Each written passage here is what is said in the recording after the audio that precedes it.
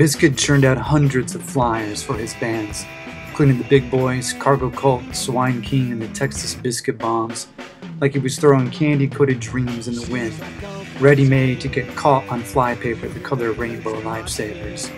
His work ethic was obsessive-compulsive. On any given night, he could be found straddling humming Xerox machines down the street from his humble home, or working on collages in his spotless kitchen counter with oddball bits of toys, sparkle, glue, and scissors, until dusk would blink over the blue bottle tree in his side yard and the Vespa leaning lazily out back. His works on paper, which reflect a strong portion of his collection, melded raw, cartoonish, childlike naivete with an acute eye for 1970s records, edge culture-infused skate art trends, and slash-and-burn punk rock bravado that turned disposable everyday visuals like magazine layouts, postcard, and travel images into bursting bricolage that freeze-framed pop culture, infusing it at times with a kind of brightness that mirrored the fuzzy glow of highlighter pens.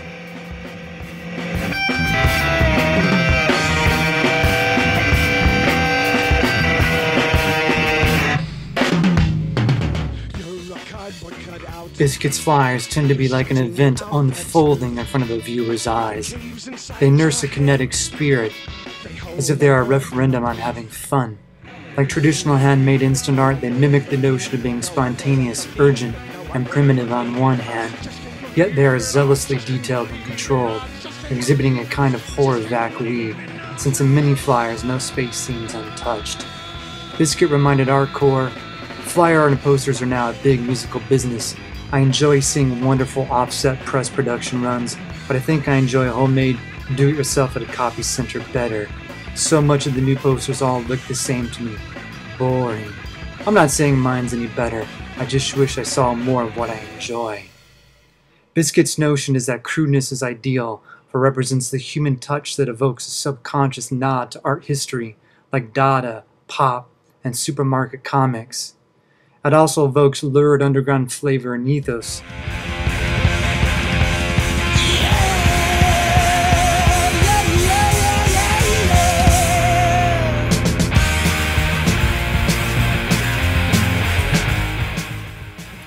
Biscuit's art remains potent in an era when flyer art itself has become increasingly mechanized, watered down, homogenized, neutered, and diluted. In his last interview, Biscuit described his early childhood experience with art to the Austin Chronicle. I remember my third grade art teacher looked at me right in the eye and told me I had promise as an artist. I guess even at that time I saw things a little bit different than everyone else. Then in 6th grade I had a wonderful art teacher who took me under her wing and encouraged the heck out of me. So believe it or not, while growing up in a little 4,000 person town, I had some incredible encouragement by artistic adults who were trapped in that ugly little nightmare of a school system.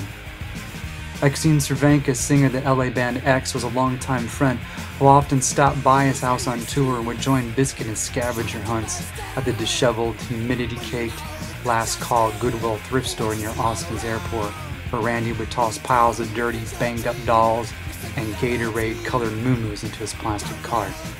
She referred to Biscuit's house as the best gallery in Austin, yet due to plain old-fashioned modesty, Biscuit always made sure that people understood that he didn't make art in a cultural vacuum, where he revered local poster artists like Guy Juke, Carry On, Steve Marsh, and Gilbert Shelton.